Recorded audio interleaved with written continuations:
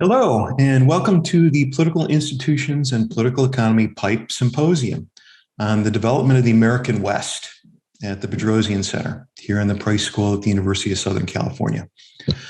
I'm Jeff Jenkins, the director of the Bedrosian Center and the PIPE Collaborative. The West has always been at the forefront of the American mind. From the early days of the Republic, when the vast area beyond the Appalachian Mountains spurred imagination, through the mid-19th century, when the vast plains beyond the Mississippi River beckoned those seeking a new start, the West has both inspired and defined the absolute limits of American achievement. The American frontier and manifest destiny were used by politicians and citizens alike to spur the United States to become a continental empire. At the same time, as often unruly Americans spread west, those who inhabited those lands, numerous Native American tribes, were pushed aside, contained, or conquered outright. Thus, while the West often has positive connotations in American history narratives, it also has a dark side, too often forgotten in the pursuit of heroic storytelling. The PIPE Symposium on the Development of the American West brings together leading scholars from across the nation to consider a balanced analysis of how the American West developed from a political economic perspective. Paper topics will include gender gaps in frontier entrepreneurship, evidence from the 1901 Oklahoma land lottery winners, the gendered legacies of the frontier and military enlistment behavior, inequalities in vote by mail in the U.S. West, origins and current realities of U.S. mail access for Native Americans in Arizona, the Spanish mission legacy on Native American reservations, and the comparative effect of federal and state land policy in the U.S. West. We have 5 papers divided among 2 panels with 3 discussants prepared to offer comments. I've asked paper authors to shoot for 20 minutes max for their paper presentations. Discussion should try for about 10 minutes max per paper.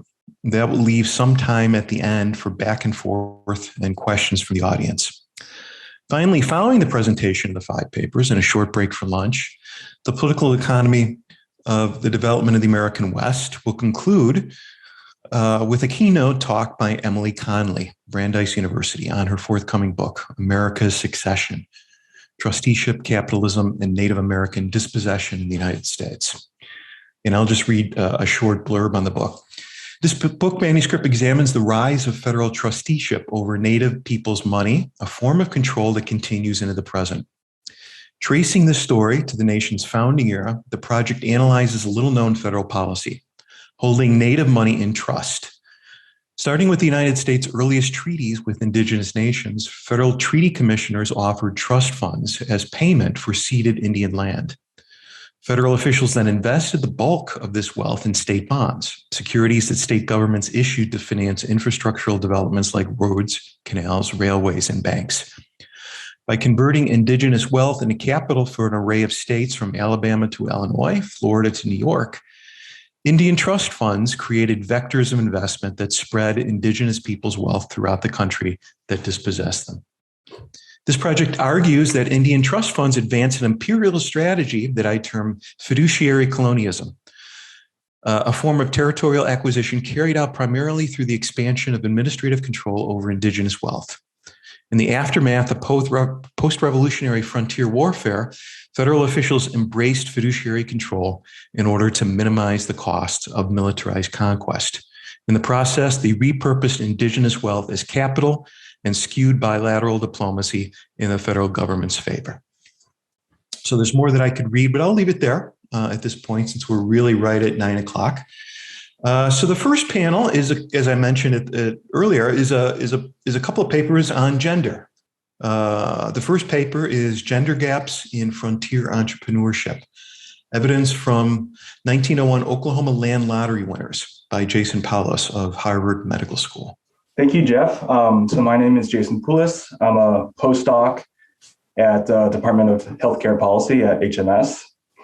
And this is a project I started actually in my PhD years at UC Berkeley in the political science department.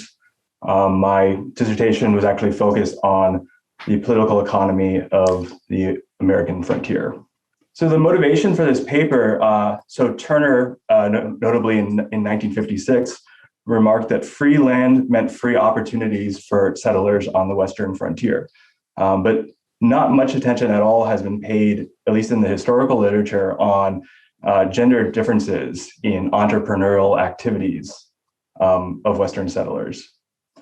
And so the central question of this paper is whether settlers responded differently to opportunities provided for them on the frontier, such as free land, and how do they take advantage of those new wealth gains, and whether there are gender differences present. And so there are a few important strands of literature that are related to this question. There's a newer literature in experimental economics, which underscores the gender differences in risk-taking behavior among players in experimental games. So for instance, when playing a game of investment, female players on average prefer less risky investments compared to male players. And this is evidence that has been repeated over and over again in different types of settings. And risk-taking is obviously important for entrepreneurship. Entrepreneurship is commonly defined as, for instance, being self-employed, buying your own house, having your own property, having your own business, and so forth. And there's obviously a big literature in economics about the importance of wealth for entrepreneurship. And when wealth plays an important role in entrepreneurship, it implies that there's liquidity constraints present. And so what are liquidity constraints? They're restrictions on people's ability to exchange their existing wealth for other assets. And common in this literature is the use of some kind of exogeneity in wealth. And that really is key to identifying these liquidity constraints. For instance, these two studies here, they survey lottery winners. So this one here does surveys lottery winners in Sweden and finds that people who win more wealth in these lotteries are more likely to be self-employed. So I turned to the Oklahoma land lottery in 1901 as kind of my natural experiment in which wealth is exogenous. So just to provide some quick background in the Oklahoma land lotteries.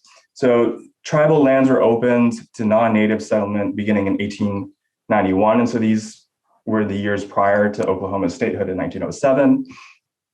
And what makes the Oklahoma land openings unique is that they're actually run by the federal government, whereas previous land openings, such as the lotteries in Georgia, were administered by the state, had more restrictive eligibility criteria, and since it was run by the federal government, women were mostly eligible to participate. And there are three different mechanisms in which these tribal lands were allocated to settlers. In one mechanism, land was basically just given up for homesteading under the Homestead Acts. And so under the Homestead Acts, people had to reside and make improvements on these 160-acre land lots for 5 years.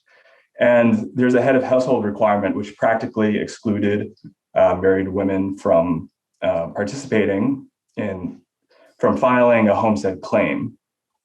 So you actually had to be a head of household to file a homestead claim. And this greatly limited the participation of women in homesteading in the West. So for instance, this study finds that 3% of heads of household in 1890 in Oklahoma were women. And there's another census that has a greater share, about 7%. But anyways, not many women heads of household at this time. A second mechanism is the land run. So these were literal races to claim lots with fixed starting times and locations for participants. And again, there was a head of household requirement. So only unmarried, widowed, or legally separated women were eligible in participating in these. Although there are some popular accounts of married women participating in the land run. But that's not the focus of the current talk.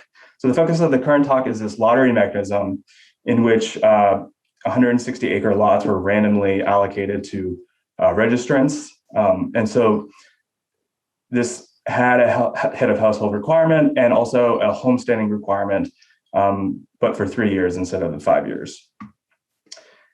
And so just briefly, most of the land that was up for settlements, so this is tribal land, was opened by land run. These lands in blue here was opened by, was basically allocated to the government for homesteading.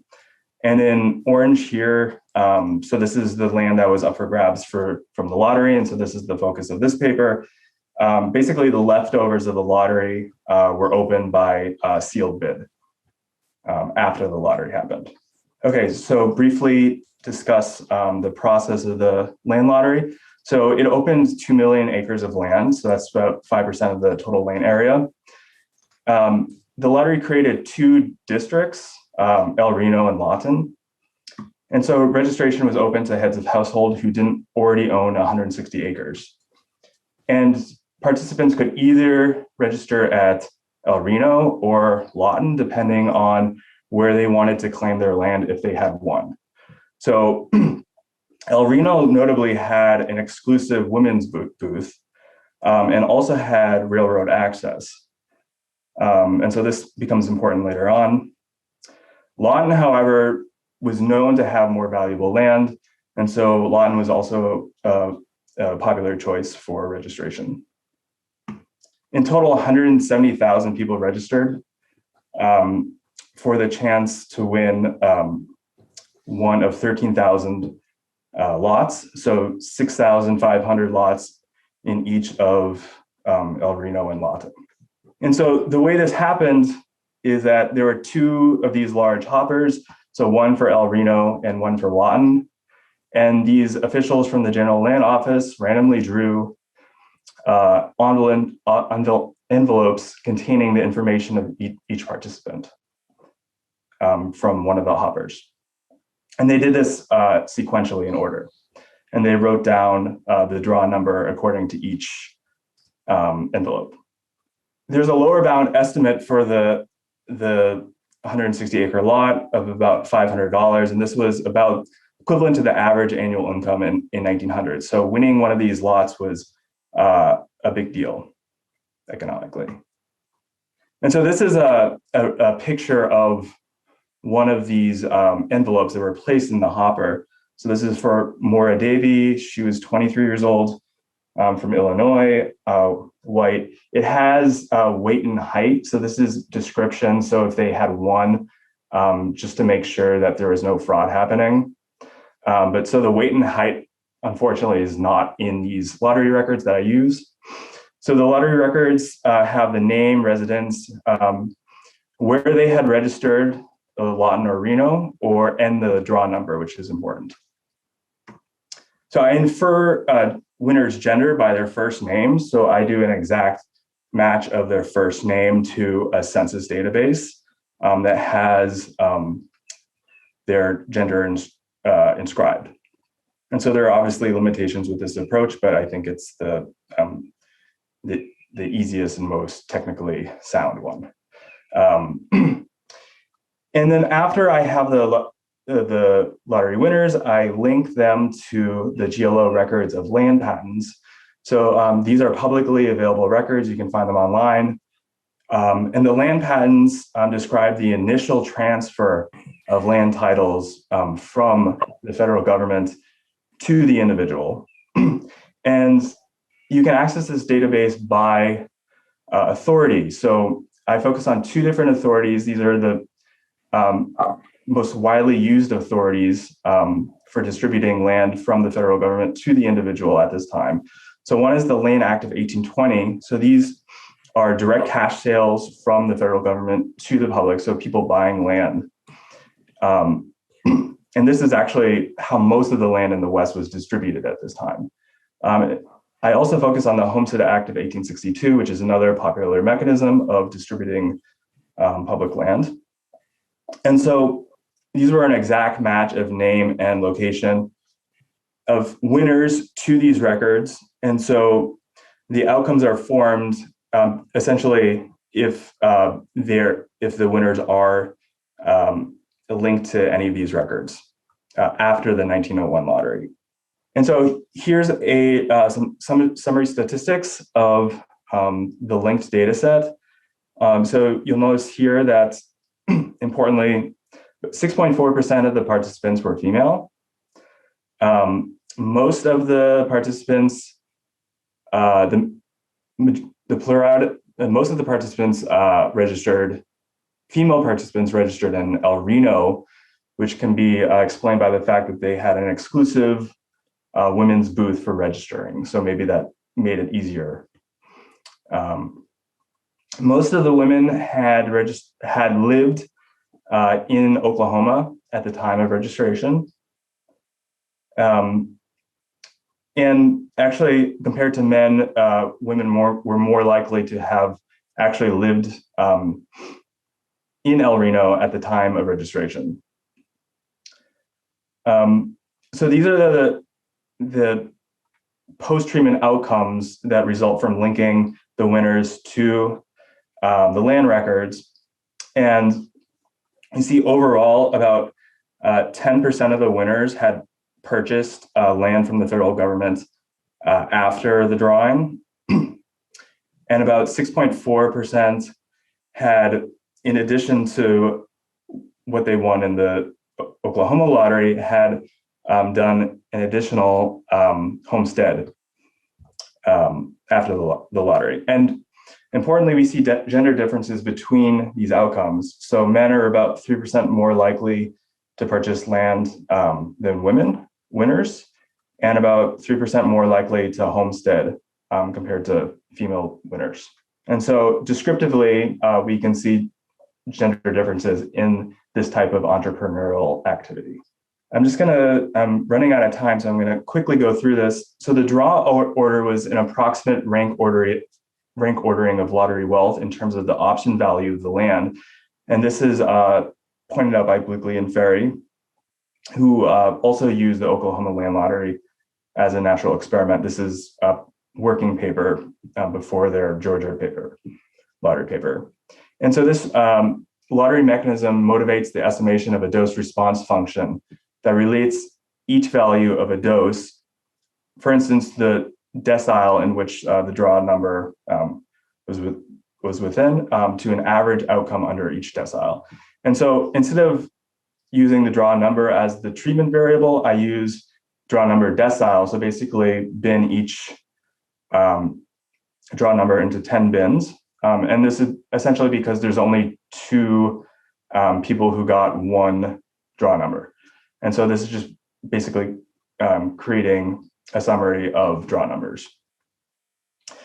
And the dose response function itself doesn't have a causal interpretation, but if you compare the dose response between different levels of treatment, such as the draw number decile, it does have a causal interpretation.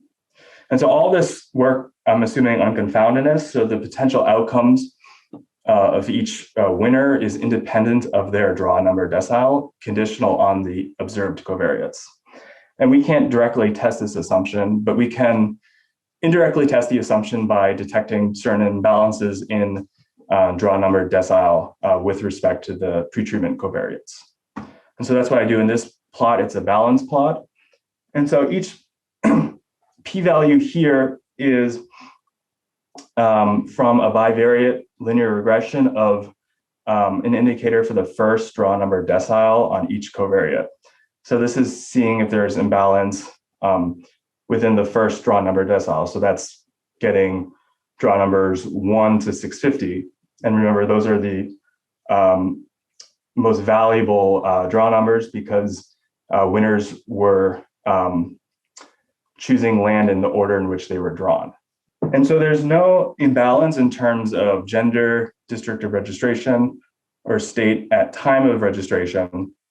And so these are all covariates from the winner records. There are some imbalances in terms of the place of where the winners lived when they registered. So for instance, winners who lived in Oklahoma City and Chickasha, so this is Indian Territory, were either more or less likely to be within the first decile. So this doesn't, I think, throw out the idea that the lottery was random, but there are some kind of imperfections that might just be explained by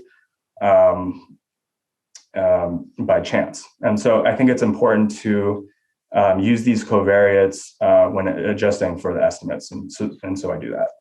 And so here's the average dose response curves. So in the dashed lines, these are just the observed rates. And so just focusing on the observed rates first, you can see that for the entire sample, the probability of purchasing land after the 1901 lottery is decreasing as a function of draw number decile for all except for the last decile. And so this is essentially what we would expect. The people who have the smaller draw numbers are exposed to a higher potential lottery wealth, and so they had more wealth to use to buy land purchases after the 1901 lottery. And so we would expect this decreasing relationship between draw number decile and land patent purchases. It's kind of unexplained to me why in the last decile there's actually this uptick. And that might be because people in this decile had to choose last. They had basically the leftovers. They were less likely to actually claim their land. And so a hypothesis might be that instead of claiming the land, they were instead motivated to buy land from the government themselves using any existing money. The second thing to notice is that there are gender differences between, if you compare the entire sample in red to the subgroup of female winners, so the red and the blue lines, you can see descriptively there's a difference between their average dose response curves. So this implies that there is a difference in the probability of purchasing land conditional on gender. The solid lines here are the propensity adjusted estimates. So they're basically the weighted estimates using propensity scores that are a function of the pre-treatment covariates that I showed you in the previous slide. When looking at the probability of filing a homestead patent, we see generally for the entire sample an increasing function. So the probability of filing a homestead patent under the HSA is actually generally increasing with draw number decile. So people who drew last were actually more likely to homestead. And this might just be because people who drew last were less likely to complete their claims. And so maybe they didn't complete their claim and instead went for a homestead under the Homestead Act instead of homesteading the land from the lottery. And also we can see, just comparing the red and blue lines, there's some gender differences across different deciles in the entire sample versus female winners. Okay, so those plots didn't really have a causal interpretation, but if you compare different levels, different draw number deciles on the same curve, we can have a treatment effect estimate. So in these plots, I do a pairwise comparison between a reference treatment, which is the first decile. So this is the most valuable draw number, and each of these treatment deciles. And so the way this works is that it's treatment minus reference. So a negative treatment effect here implies drawing in the first decile is actually the treatment effect benefits those people. So you can interpret these results as follows. Moving from the 8th or 9th decile to the first decile increases the probability of purchasing land by 4%. So that's a causal effect. And it's a large causal effect relative to the observed rate of land purchases of 10%. And we can do the same thing for the probability of filing a homestead patent after the land lottery. So moving from the last decile to the first decile actually decreases the probability of filing homestead patent by 3%. There's no significant effect among female winners. And this is a pretty large effect size relative to the observed rate. And I should also point out in the previous slide, these effects are present for both the entire sample. So this is an average treatment effect among the entire sample. And this is Kate is the conditional average treatment effect just for the subgroup of female winners. So we can see here in the 8th decile, the treatment effects exist for both female winners and the entire sample. Where here in the 9th decile, the treatment effect exists for the entire sample, but not for female winners. And the confidence intervals, which are bootstrapped, are typically larger for the female subgroup just by virtue of the fact that we're only using 800 observations rather than 13,000. Okay, so I'm running low on time, so just to summarize, so the paper finds wealth effects on entrepreneurial behavior, and this implies presence of liquidity constraints. And these liquidity constraints are present for both male and female winners. However, at the same time, the paper provides descriptive evidence that there are gender differences in entrepreneurial activities, such as purchasing land and filing a homestead patent. And I think the paper might have implications for persistent studies on the historical origins of gender roles. So there's a line of literature, for instance, that shows the differences in the agricultural technology in different societies had long-term and lasting effects on gender roles in contemporary societies. So one might think that the way in which land was distributed in the West and women's participation in those in the land distribution process might have had a lasting effect on contemporary labor force participation, for instance. And lastly, I want to note that all the data used in this paper is available on my GitHub, and all the code used to do the analyses. And so I would like everyone to take a look at that. And it has all the Oklahoma land lottery participant records in the repo. Okay, thank you. Terrific. Thank you, Jason.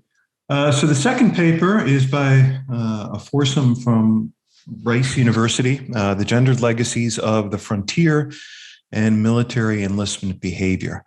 Great. So thanks so much, Jeff, for hosting us. Thanks, Adi, for being our discussant. It's great to see you. And this is joint work with my colleague, Jonathan Hamola, as well as two of our PhD students, Yu Nishimura and Amore Times. And so we're all as Jeff said, the cartel at Rice University.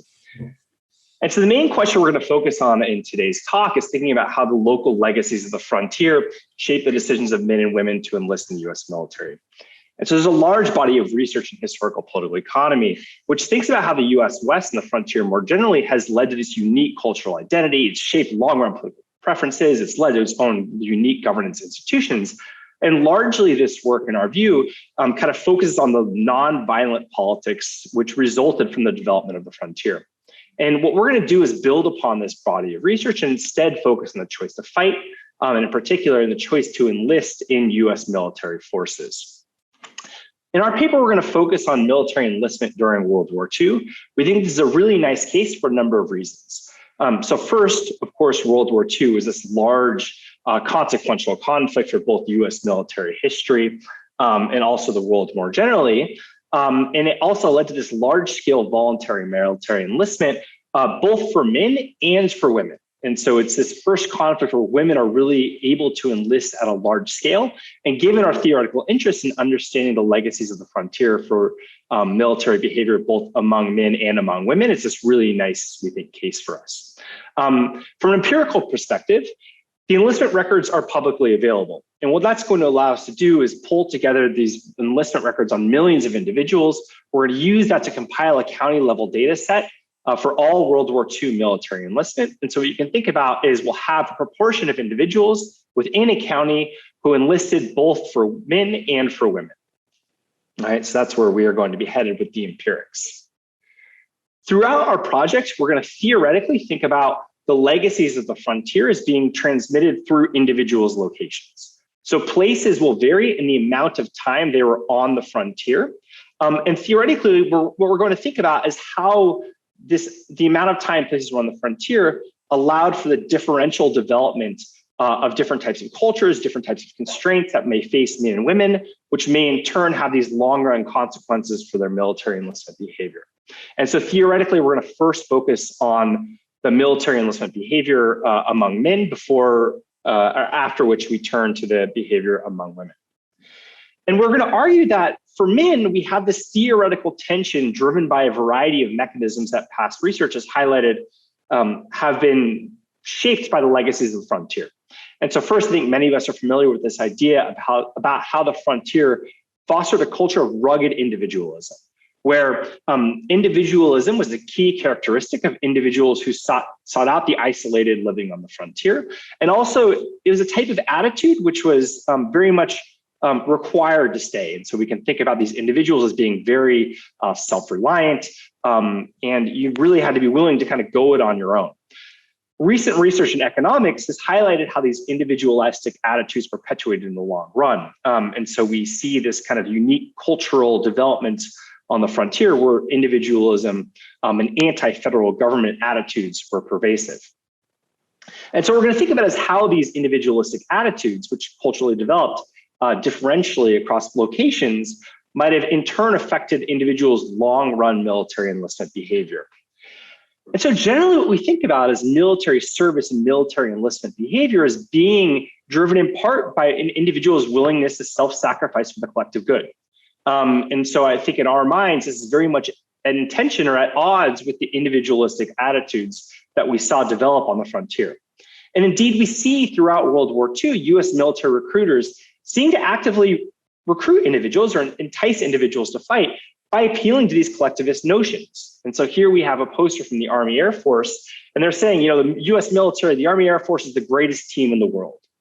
And so our empirical implication derived from this linking these two bodies of research together leads us to think that like people from places which have longer or more frontier exposure are going to be on average more individualistic and thus less likely to be incentivized to fight due to these collectivist attitudes we commonly associate with US military or with military service more generally. On the other hand, we also think about the frontier as being a place which was both dangerous and attracted individuals who were both adventurous and relatively risk tolerant. So again, we know that the journey westward and living on the frontier was perceived to be extremely dangerous. And individuals who traveled to the frontier were willing to largely accept these risks due to the potential benefits it could provide, while also being this potential opportunity for freedom and venture. And so we could think about these as two different classes of mechanisms pointing in the same direction, where the first individuals might vary in their risk tolerance. So they might perceive the costs associated with taking some particular action to be relatively lower than otherwise similar individuals. And also they might be the types of individuals who actively derive benefits from engaging in adventurous or risk-prone behavior. Okay. And so we're going to think about how these two different types of mechanisms might actually lead to the opposite empirical prediction. And we'll do so by building up upon a prior body of research in political science, which thinks about the relationship between risk attitudes and conflict behavior. We could think about this as occurring at the state level, at the state leader level, or at the micro level during internal conflicts. So, for example, Mironova et al. Focus on the Syrian civil war, and they argue that risk attitudes shape the choice to stay and fight. And again, we see the U.S. military appealing to these same classes of mechanisms when they're trying to incentivize or recruit individuals to participate in the military forces. And so in the second poster, we see, for example, the statement "fly for her liberty and yours," where it seems to be very much appealing to this sense of adventure that being a pilot during World War II could potentially bring. So to sum up our kind of theoretical predictions for men, what we're seeing here is we argue that we have these cross-cutting empirical implications where we could, on the one hand, imagine men are more likely to fight, where on the other hand, we could imagine they're less likely to do so, depending on the levels of frontier exposure and the places from which they're from. On the other hand, we argue that the frontier largely increased women's responsibilities on the home front, and this acted as a constraining force limiting the incentives or the opportunity for women to enlist. This is driven by two different types of forces. So the first being that the frontier just had a whole bunch more responsibilities. You're living in a super isolated place, and there's just more chores, more housework that needs to be done. And so that just mechanically increased the constraints that women might face, which can tie them more closely to the home. We also see from some past research that it seems that the frontier both reinforced and kind of reified traditional gender roles. So the individuals who were off seeking the adventure, seeking the fortune, seeking the bounty were the men. And they were also the ones who left the women at home with the increased responsibilities on this home front. And so we argue that this increased both the practical and social constraints shaping the likelihood that women enlisted. So just to briefly sum up our empirical implications before I turn it over to Jonathan, we argue that we have these cross-cutting theoretical predictions for military enlistment behavior among men, where as we increase total frontier exposure, one set of mechanisms leads us to expect that men should be more likely to enlist. Another set of mechanisms leads the opposite empirical prediction. And we argue that, on the other hand, for women, our main kind of theoretical expectation is that they should be less likely to enlist as the amount of frontier exposure in the places from which they're from is increasing. So with that, Jonathan, I'm going to do a little position switch and I will turn it over to him. Great, yeah. So with that being said, let's basically jump into testing those empirical implications. And so in terms of data and our empirical strategy, then what we need really to test all of this is we need local level data on two types of things that we need to measure basically. On the one hand, those are going to be the military enlistment rates that Connor talked about. And then second of all, of course, the actual frontier experience. So let's get started with the military enlistment data. So those we collect from the National Archives and Records Administration.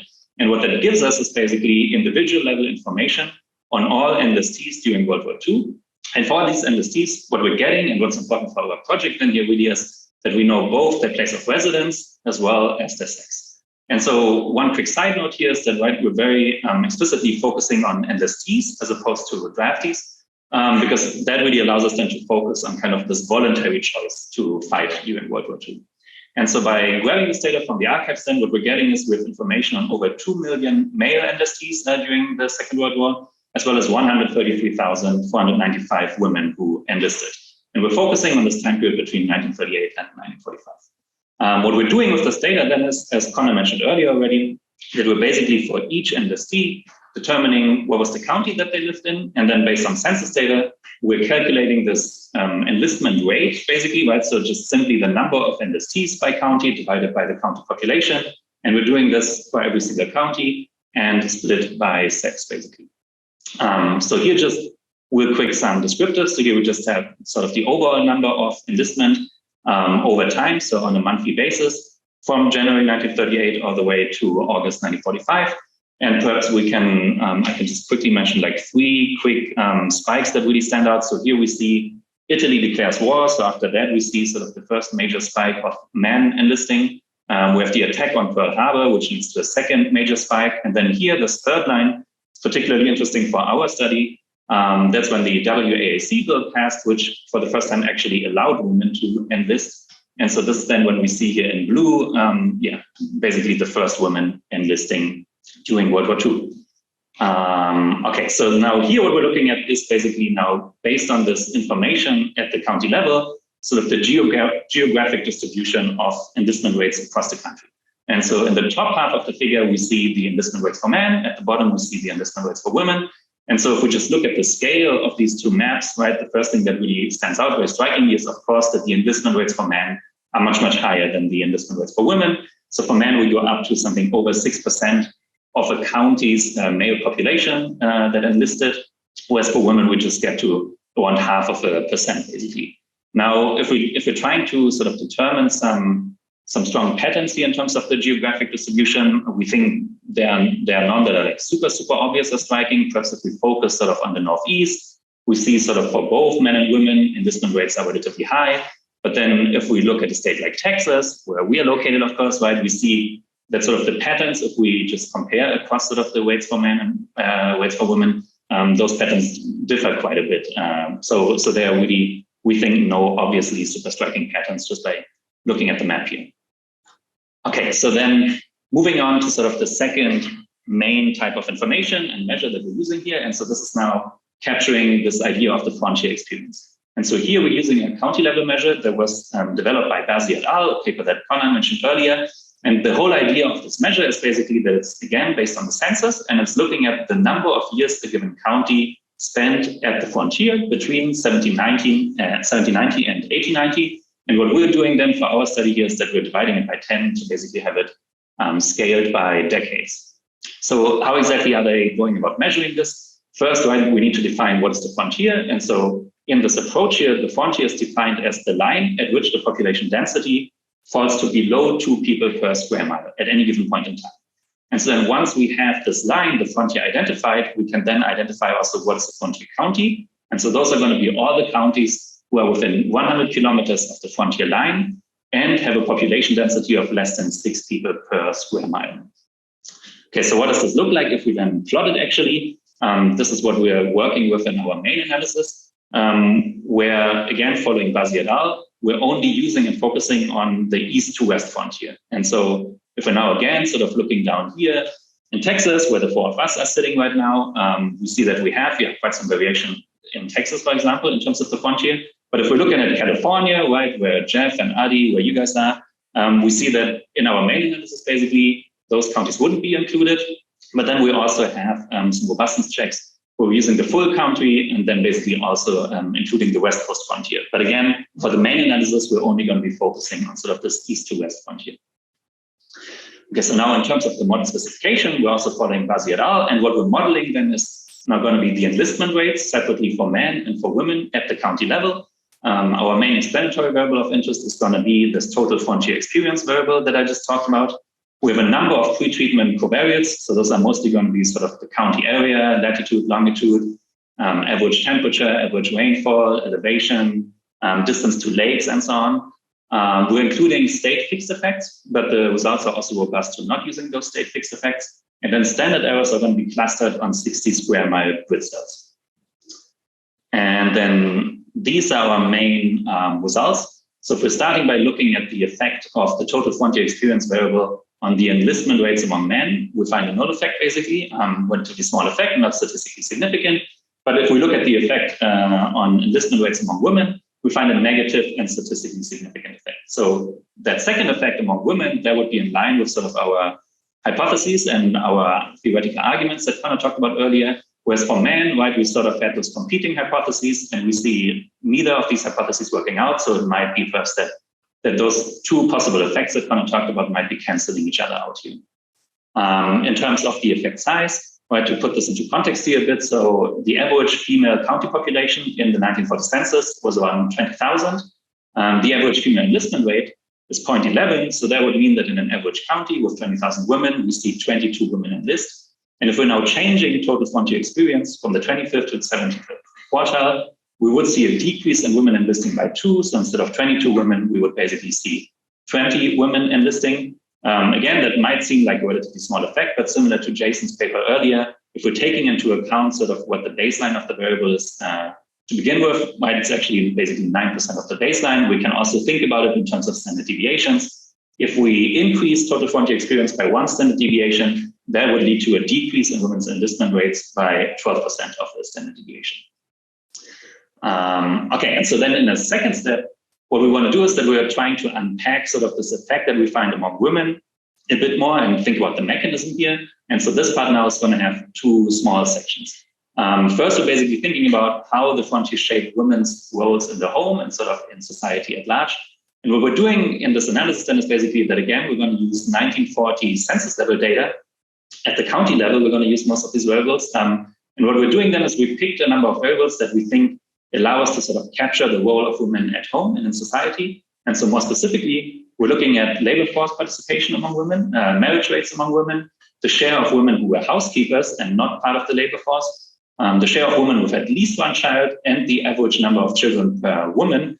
And for each of those variables, we're then going to calculate means averages at the county level and run the same model specifications that we did before, where we're basically trying to figure out what is the effect of a county's total frontier experience on these different variables. And what we're finding is pretty much as we would expect, that counties basically with more frontier experience, in those counties we see that women are less likely to be part of the labor force. Total frontier experience does not have any statistically significant effect on marriage rates among women, but then it has positive effects on houseworkers among women, right? So at the frontier, we tend to see women working more at home. We see that it's more likely on average that women have children, the more time a county spends at the frontier, and also that women on average just have more children. And so really, right, all of this taken together then suggests that women in frontier counties in 1940 were more closely tied to the home. And now in the last step of our empirical analysis, we're using that in turn to tie it back to enlistment rates. And so what you can see here is 4 of the variables from the previous analysis: labor force status among women, houseworkers among women, any children, right? And then the number of children, again, county level averages. And we're plotting these against now the enlistment rates among women. And so what we see is that in counties where women were more likely to be part of the labor force, we see more women enlisting in the military, whereas we see that counties that saw more women as houseworkers, more women with children, and women with more children on average, all those counties tended to have fewer women enlisting during World War II. And so then again, right, taking this together, basically we would say that frontier life constrained women, and this in turn seemed to decrease enlistment. We think this is at least suggestive evidence for kind of this mechanism that we're thinking about here. Okay, real quick in terms of conclusions and implications. So as we showed you guys, right, for men, we don't find an effect of county level frontier experience on county level military enlistment rates. But then among women, we find this negative effect where counties with more frontier experience showed lower levels of military enlistment among women. And our argument that we're trying to provide some evidence here for with this second part of the analysis is basically that we think frontier life constrained women, it tied them more closely to the home, and that ultimately in turn decreased enlistment rates among women. In terms of implication, we think that this nicely highlights sort of some of the important downstream consequences of gendered experiences at the frontier, similar again to sort of Jason's paper earlier. It also shows and I think highlights some of the gender constraints that people feel or face when they're considering military enlistment, basically. And then more broadly, we think that this basically shows and suggests that we still need more work, both theoretically and empirically, focusing on women as military actors. And with that, I or we, actually the 4 of us, I think we're all here on the call, will say thank you, and we're pretty much looking forward to any comments, suggestions. Okay, thanks to the Rice Cartel. And so the discussant that we have for the first 2 papers is Adi Dasgupta from UC Merced. So it was my pleasure to read these papers. They're both terrifically interesting studies, which in my reading addressed some shared themes. Namely the relationship between patterns of land settlement, political and economic behavior, and the way in which these relationships are conditioned by gender on the American frontier. So speaking for myself as someone who's interested in issues of land and agriculture and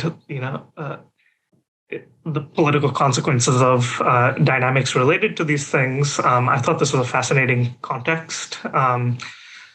frontier expansion in the United States. Historically, it was one of the largest settlement or colonization schemes in modern history. And one could imagine that there are a lot of lessons to learn from this, period. But also that this period, shaped, America as we know it in many ways. Okay. So these two papers actually, they study different things, but have a kind of curiously similar structure, which is they look at some kind of explanatory variable, either frontier exposure or rank in this land lottery, and they look at its relationship with some outcome, right? Either military enlistment rates or, proxies for entrepreneurship. And then they look at whether this relationship differs for men and for women. And they draw different kinds of lessons. And something that really stood out to me about the papers is that they bring terrific, historical data to bear on their respective questions, involving a lot of painstaking, data collecting and cleaning, I imagine. And so that stuff is great. Okay. So, this is just an aside, but as I was reading these papers, I was kind of thinking about, how gender is quite central to kind of representations of the frontier and the American West, at least in art and culture. So I was thinking of, American Gothic, the farmer and his daughter, apparently. I always thought it was the farmer and his wife, the farmer and his daughter on the left. And, Dorothea Lange's famous photographs of the Dust Bowl and the Depression. This famous photo of Margaret Mother. So let me start with Jason Paulus's paper. And in this paper, Jason investigates whether those with a better draw in Oklahoma, as proxied by measures of whether they show up as purchasing land or whether they homestead other property parcels in historical records. Okay. And the motivation for this study is the idea that in the presence of kind of entry barriers or credit and liquidity constraints, a kind of exogenous wealth shock ought to boost an individual's capacity for entrepreneurship, right? Or self-financed kind of self-employment. And he investigates whether this relationship differed between men and women. And I think, this could be spelled out a bit more, but I think the reason that heterogeneity is interesting is because it potentially provides a window into, the extent to which there existed constraints, gendered constraints on economic opportunity on the frontier. Again, this is a tremendously interesting kind of natural experiment he exploits, right? As the frontier expanded, land was allocated and property rights were distributed in a variety of ways, sometimes in the form of these extremely chaotic land runs, right? And sometimes in the form of literal lotteries, right? Where, you got to pick your parcel in the order in which you were randomly selected. So in terms of my feedback, I guess I wanted to start out with, I think the paper could first, as a baseline, establish to, a little bit better, how much of a wealth shock was this, right? Comparing individuals who got early draws versus individuals who got late draws, right? Which is where identification comes from. These are relatively small plots of land, 160 acres on, relatively marginal arid land. And so the first thing I wanted to know, is there a big gradient in land values? Did it make a big difference if you picked first or if you picked last? And second, right, this is something like, what you would call in mechanism design, a random serial dictatorship mechanism, which means that, individuals have incentives to kind of truthfully act on the information available to them, right, and their preferences. But did participants in this land lottery actually have adequate information about, the value of these different land parcels? So were they able, even if they were chosen early, were they able to really pick, a parcel that was going to be definitely more valuable than, if they had chosen later? So I think in order to kind of test this, it would be interesting to see a map of choice order, literally a grid, in what order were these different parcels selected? And then to see whether there's any kind of an association with kind of fundamental measures of land productivity. You could use various measures FAO, suitability kind of indices. And if we could put a dollar amount on how much of a wealth shock this was, that would be really valuable. So let me then turn to the dependent variables. Okay, so the key dependent variable here is various proxies for entrepreneurship. Okay, and I guess what I wanted in the paper was a clearer statement of what you mean by entrepreneurship and what defines an entrepreneur. I saw a recent talk by Ross Levine, which kind of gets into these debates, and apparently that's actually a bit of a complication in the literature. Like, is an entrepreneur just someone who's self-employed, or is it something more? So first, like a clear statement of what an entrepreneur is in this context. And then I'd like to hear more about to what extent is homesteading or purchasing land to farm, to what extent does this kind of indicate entrepreneurship, right? And to what extent were there liquidity or credit constraints or other barriers to entry, that, limited people's ability to engage in these things? The kind of standard storyline about the frontier is that actually there were very low barriers to entry, and this was a safety valve where anyone could go, and kind of make a life for themselves. And so I wanted to hear more about that, and also just talk through literally like, okay, so if you got a good lottery draw and you got a good plot of land, in what way does this translate into your being more likely to purchase another parcel or homestead another plot of land?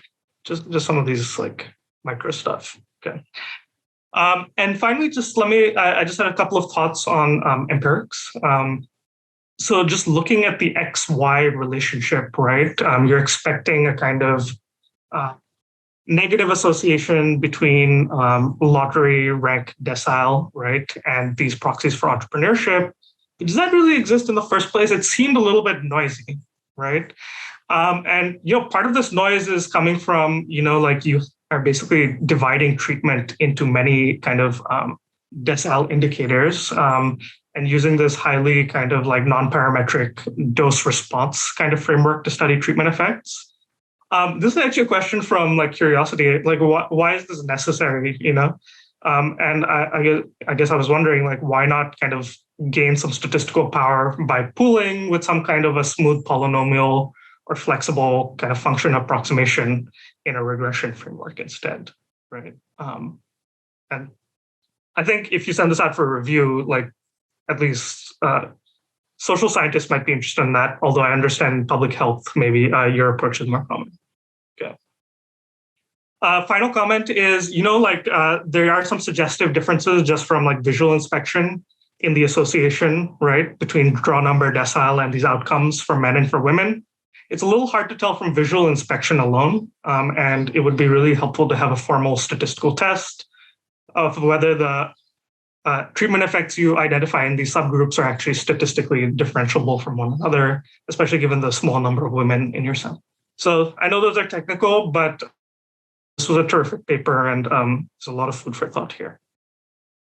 So let me turn to the next paper, the HomogeneityHuff et al. Paper.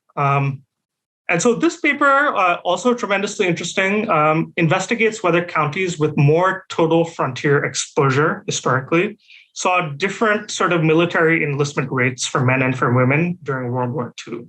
Okay. So this relationship is estimated separately for men and for women because frontier culture had potentially different kind of implications as a function of gender, right?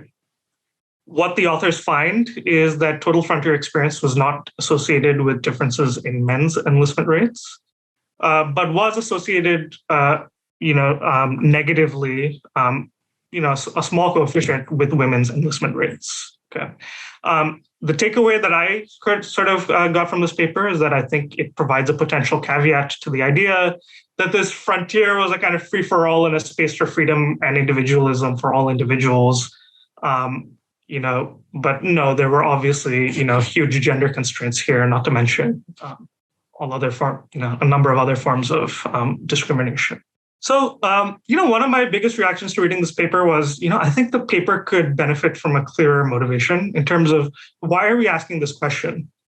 And I think that question will arise because in one reading, this is like this is a question that's sliced in many angles, right? Total frontier exposure to military enlistment rates, and then how this varies for men and for women. For the non-specialist reader, this might seem just all very specific. So I guess I wanted to hear more about, what do you guys see this kind of study as? What more general or abstract proposition do you see this study as a test of? Or is this a paper, just about the frontier, which we might be intrinsically interested in, right? But then why is this important? Like, was the frontier, for example, a really important source of recruitment for World War II or something along these lines? Is this where most of the women in this critical kind of juncture in early women's integration into the army came from? I just wanted to hear more about that. In a related vein, the paper has a slight feel of, okay, here are a highly specific set of hypotheses that incidentally are all confirmed by the data, right? And as an alternative, I would want to encourage you guys to maybe start instead with a model. And by model, I don't mean necessarily a formal model, right? But anchor yourself in some kind of a literature. Maybe this is like formal models of culture, right? Like, that you see in econ, or maybe it's something more coming out of like cognitive psychology or something. And what are the, ex ante observable implications we might expect, right, when tailored to this context? And I think that instead of the kind of like specific hypothesis approach would clarify what is consistent with pre-existing frameworks and what is surprising, right, in your results. And thereby also clarify kind of what we learn from this particular case, like in what way should we update, our existing frameworks based on this terrific empirical study. The setting is, right, incredible. Like, this is truly like a huge shock, right? Counties varied quite a bit in their historical exposure to like frontier life, quote unquote. And it is a very interesting question to study, what happens to military enlistment propensities, right? As you get more frontier exposure. So let me turn to sort of empirics now. As you guys anticipate, right, you control for a bunch of things. Total frontier exposure seems potentially to be a highly endogenous and also bundled treatment, right?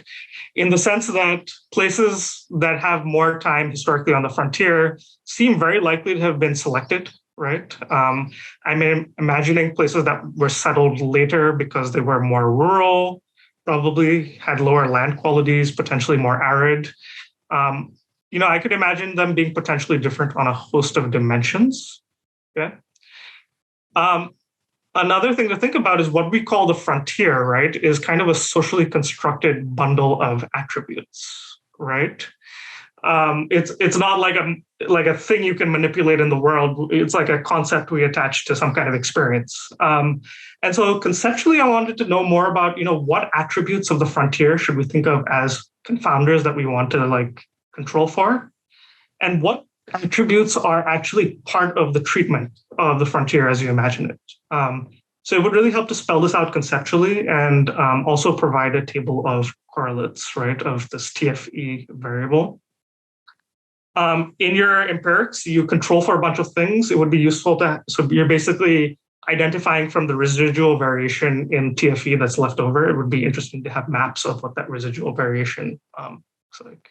So this is a key table. Like the specification made a lot of sense. One question I had is it seemed like, okay, several states are dropped from the sample, right? Because you're identifying from basically one part of the frontier.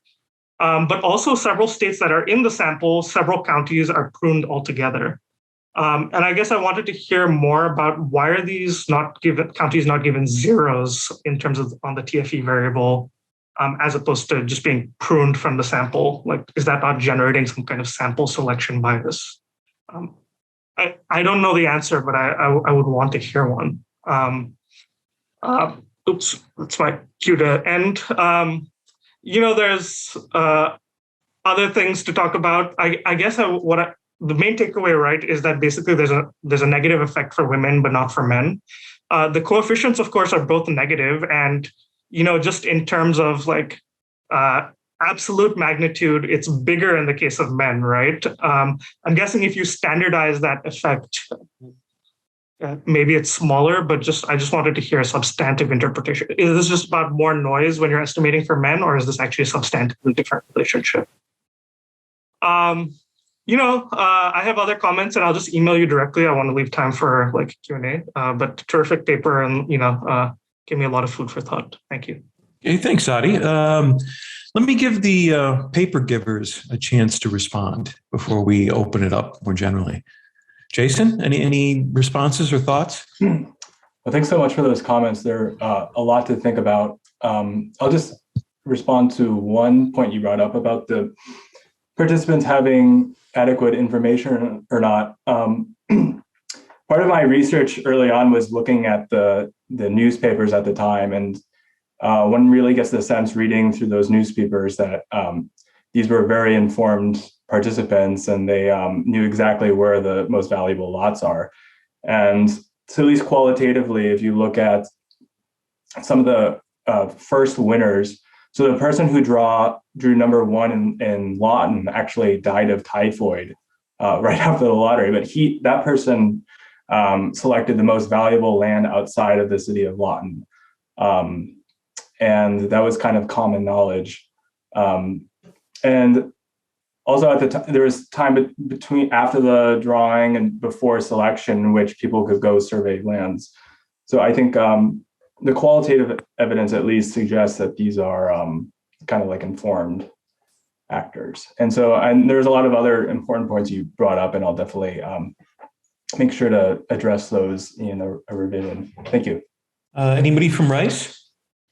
I just have one quick response, which was, first, Adi, thanks so much for the super helpful comments. And I think one of the things that we've been grappling with, so it's helpful to get your feedback on, but I think we'd love you even more, is when you talked about thinking about this as a unified model. And one of the things that I really struggle with when you write these papers that have like some set of predictions for men and another set for women is like, is there a unified model for both and or separate? And if separate, then how you should think about the more general framing for the paper. Because I think for women, we thought about this like differential opportunity costs, or differential types of costs as being one type of model that I think is very straightforward and relates closely to the conflict literature. But that I think is like a pretty fully fleshed out theory. And so we were just kind of grappling with how to square that, I think. And so we spend all this time in the paper for like these competing hypotheses for men, and we're like, oh, JK, it's a null. And so I think that's like something that we've just been thinking about as a team that we'd love even more feedback on if from you or others. Okay. I see Emily Conley has a couple of questions. Emily, did you want to? There you are. Okay. Thank you. Yeah. So I have, I'm a historian, so I'm kind of out of my depth here, but I had just a couple of questions for both of these papers. So Jason, for your study of the lottery system, I'm just wondering, since you were using census data, if you had looked at how many women who were purchasing were wives, because looking at the history of, land purchases and land speculation, men often would use wives as proxies. And so I'm just wondering if you'd taken that into account. And then for the Rice cartel paper, so I have to admit that as a historian, it's a tiny bit jarring to hear the frontier kind of used in this way. We have had a lot of kind of new Western history that's really unpacked the idea of the frontier as a space of individualistic kind of independence, because so many settlers who were living in the West were very dependent on the federal government, right? I mean, it's even today the largest employer in many Western states. And so I just kind of wanted to throw that out there, right? If there's already such a stronger relationship in many ways, even though it's one that's kind of denied on the face of it, between settlers in the West and the federal government, maybe that might change, right? So many people are already working for the post office, they're working for the land office, they're working for Indian agencies. And that kind of legacy is bringing us into the 20th century. Maybe that, the National Park Service, et cetera. So maybe that might change the way you think about the openness to military enlistment. And then I just wanted to mention too, looking at Dorothea Lange's really famous photo, the migrant mother, Florence Owens Thompson, is actually a Cherokee woman. And so just kind of thinking about Native people as kind of hidden in plain sight in World War II, the largest demographic group the highest density of voluntary military enlistment was actually Native Americans. And so it might be really interesting to kind of compare these data with military enlistment for Native Americans in World War II. Okay. Jason and the Rice Group, do you want to respond? Thank you for the question. So I used the full count census data. And so I didn't talk about this in the talk, but in the paper, I backward linked the winners to the 1900 and then forward linked those matched winners to the 1910. And unfortunately, with the full count census data I was using, they only had like name, state, age, just like things that family search would use to identify people. So they didn't have any information on marriage transcribed or heads of household. And a reason why that didn't really incorporate much in my research is because backward linking to 1900, only about 20% of the records were successfully linked, and not many of those records were women winners. So to answer your question, I wasn't able to look at marriage status. The Rice Group? Yeah, I'll just go really quickly. I mean, it's super interesting points, both of them. And I think for the first one, we have the occupation data from the 1940 census. And so I think we could look at kind of the long run ties to the federal government directly, empirically in a future iteration of this. That's a super interesting idea that I'd love to dig into more. And for the second, I can't remember what demographic information we have on military enlistment, which would be, I think, required to test the Native American hypothesis that you have. But I think that would be super interesting. And if we can do it, I really want to. So thank you for both points. I appreciate it. Okay. Lee Alston? So I just had a couple of questions, just a quick one for Jason. And I was curious as to whether being close to a Native American reservation influenced people's choices as to where they'd want to be. It's one. And then for the cartel group, just eyeballing your maps, it looks like there's a Southern effect, that Southerners overall, men and women, are more likely to enlist. And so I think, as I recall, you didn't control for that, but maybe I missed that. I didn't get a chance to look at the paper. And then the other thought I had, if you look at the map as well, it looks like it's more, so there's a Southern effect, but there also appears to be a Western effect. And I'm just wondering what I was thinking is that, if you're in the frontier in Wisconsin at some point since, 1790, that's going to be very different from being on the frontier let's say Kansas or someplace. So a more recent frontier experience would, I think, have a larger impact. I know the literature has suggested these long persistence effects, but nevertheless, I would think that a more recent frontier experience might have a bigger impact. Okay. Any comments from the paper givers? Jason? Yeah. Thanks for the question. So for this paper, I didn't really examine the choices that the winners made. So when they claimed the lands, that information is in the lottery record. So a person could, map out how these winners, what their locational choices were. But my sense is that the most desirable lands were right outside of the city of Lawton. I'm not sure if there was, with the proximity of Native American reservations were to that area, but my instinct is that it wasn't that close to the Native reservation. Yeah, I can quickly jump in on our paper. Thanks a lot for the comments, Lee. In terms of sort of the geographic distribution, so there's like a couple of things we're doing. There are state fixed effects. We have those grid cell standard errors, and then we're controlling for longitude, latitude. So I think we're trying to take some of the sort of state by state variation certainly into account.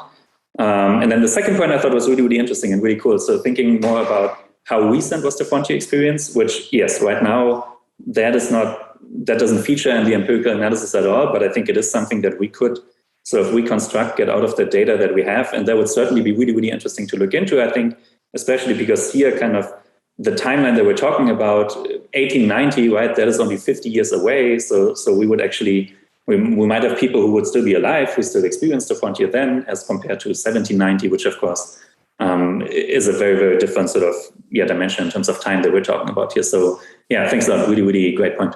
Okay, Tessa Province. Hi, everybody. These are fantastic papers. My comment actually relates to, and very interesting, this has given me a lot of food for thought as somebody who works in the gender literature, but sort of more in our contemporary time frame.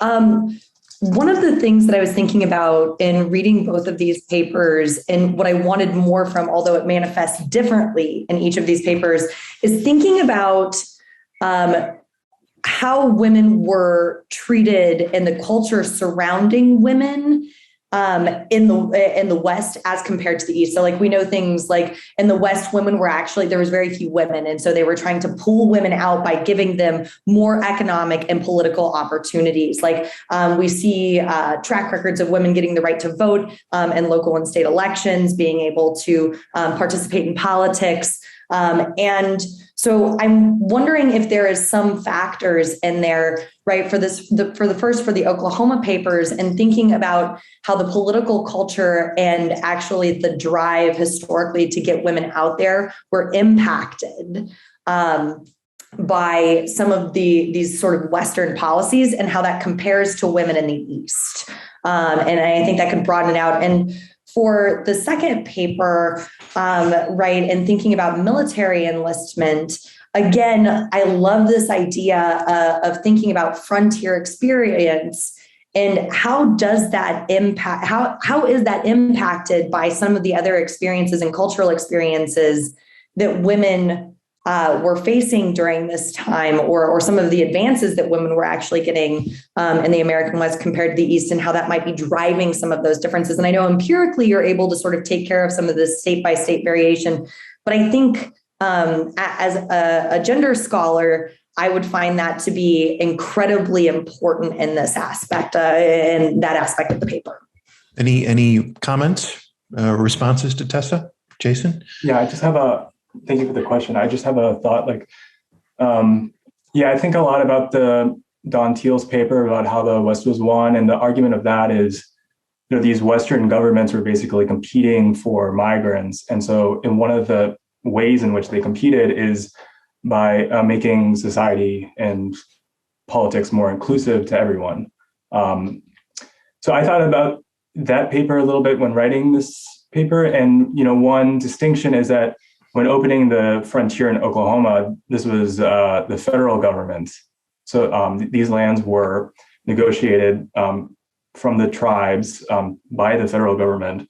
And so these were state-run lotteries, for instance, whether there might be more participation among married women, for instance. I can quickly jump in as well, and also just say thanks a lot, Tessa. I think, that's an amazing point, especially with, as Jason said, kind of thinking about Dawn's book. I think I can say so far we've mostly been focused kind of on the difference at the frontier and not at the frontier. And so both Amory and Huey have really dug really deep into a lot of sort of historical work basically on that, but we haven't really thought about it, I think, at least not a lot in terms of kind of East versus West, which of course, adds sort of a really, really interesting angle to that. So I think that's something that we should think about. Thank you. Okay. Eric, last question. Eric Alston? Yeah, I would co-sign on the relevance of the status quo of marital property law in Oklahoma at the time. But I share Emily's somewhat problematic view, or her view as being problematic, the reductionism of the Western individualist culture hypothesis, although for slightly different reasons. And so not surrounding the presence of the federal government in the US West, which I do think is an important point that's being made more recently in the historical literature, but exactly what was the outsider or the other as compared to the individual. And so I see a lot of community identity as defining important aspects of the frontier. And indeed, a lot of the natural resource law that emanated was hostile to Eastern interests. So it's known as the anti-speculation doctrine, saying, come here, develop effectively, but be local. Don't speculate on valuable natural resources that are an integral input to development on the frontier. And so I see hostility to the federal government as potentially emanating from this. Certainly, though, hostility to Eastern financial interests as compared to the community that people were embedded in. And so I do kind of chafe at this notion of it's all selfish units of one or units of homesteads along the frontier, because I think tight community identity did develop, and that's sometimes mistaken for, oh, the West doesn't get along well. With what? With the Eastern culture, with the mandates of the federal government? I think you can point to instances where that is certainly the case.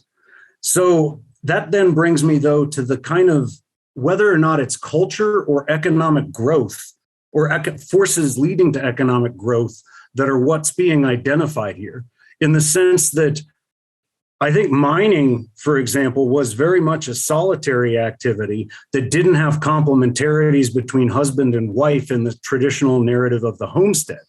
And so it might be interesting to look at kind of shares of economic activity in ranching, in homesteading, or in mining as potentially proxying for whether you've got a direct economic effect, which is the wife leaving the homestead would have a deleterious effect on economic output, versus 3 generations later, not that many people are engaging in farming. Nonetheless, there's still a lower enlistment effect if that's possible.